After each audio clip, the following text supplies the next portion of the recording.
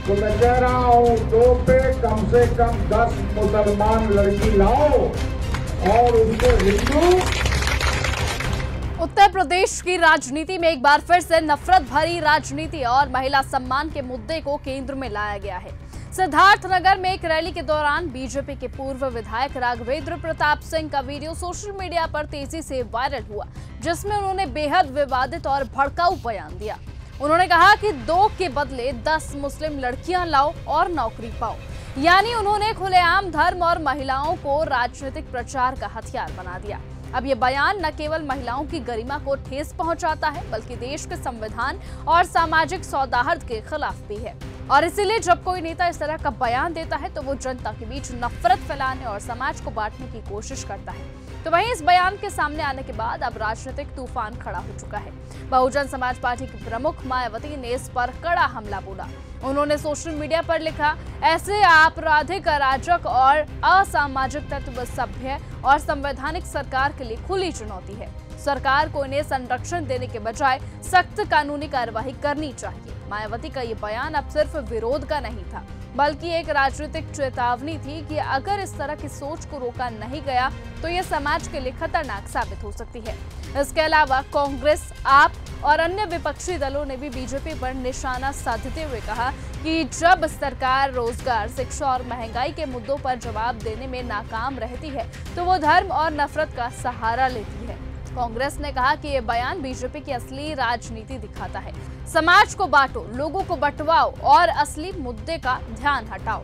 इसीलिए अब सवाल ये है कि क्या बीजेपी अपने पूर्व विधायक पर कोई सख्त कार्रवाई करेगी या फिर हमेशा की तरह मामला शांत होने तक बयानबाजी और सफाई देती रहेगी। बीजेपी अक्सर खुद को महिलाओं के सम्मान और सुरक्षा की पार्टी के रूप में पेश करती है, लेकिन जब उसी पार्टी के नेता इस तरह के बयान देते हैं तो पार्टी की छवि और विश्वसनीयता पर गहरा असर पड़ता है। इसलिए मामला सिर्फ एक बयान का नहीं, ये उस विचारधारा का प्रतीक है जो महिलाओं और अल्पसंख्यकों को बार बार निशाना बनाती है। तो मैं कह रहा हूँ 2 पे कम से कम 10 मुसलमान लड़की लाओ और उसको हिंदू। कितने नौजवान तैयार हैं, जरा हाथ उठाओ।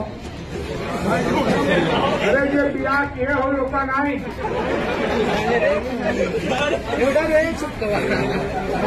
2 पे 10 से कम मंजूर नहीं है। शादी हम कराएंगे और ये घोषित करते हैं कि जो लेके आएगा उसको खाने पीने भर का नौकरी भी दिलाएंगे, रोजी रोटी भी दिलाएंगे। अगर ऐसे नेताओं पर ठोस कानूनी कार्रवाई नहीं होती तो ये संदेश जाएगा कि सत्ता की राजनीति में नफरत और उकसावे की भाषा को संरक्षण मिलता है। इसीलिए यही समझना होगा कि महिला सम्मान केवल चुनावी भाषाओं का विषय नहीं, बल्कि ये देश के लिए हर नागरिक की जिम्मेदारी है, चाहे वो नेता हो, कार्यकर्ता हो या आम इंसान। अगर समाज में बराबरी, सम्मान और सौहार्द बनाए रखना है तो ऐसे बयानों के खिलाफ स्पष्ट, ठोस और समयबद्ध कार्रवाई करना ही सच्चा न्याय होगा। बहरहाल इस तरह के नेता को किस तरह की सजा दी जाए, कमेंट सेक्शन में अपनी राय लिखिए। और आज की इस खबर में सिर्फ इतना ही। देश और दुनिया की तमाम बाकी खबरों से ऐसे ही जुड़े रहने के लिए आप हमारे साथ बने रहिए और ऐसे ही देखते रहिए न्यूज़ गंगा। नमस्कार। अगर आपको यह हमारा वीडियो पसंद आया हो तो इसे लाइक और शेयर करना बिल्कुल न भूलें। साथ ही हमारे चैनल न्यूज़ गंगा को सब्सक्राइब और फॉलो जरूर करें ताकि देश और दुनिया की हर बड़ी खबर आप तक सबसे पहले पहुंचे।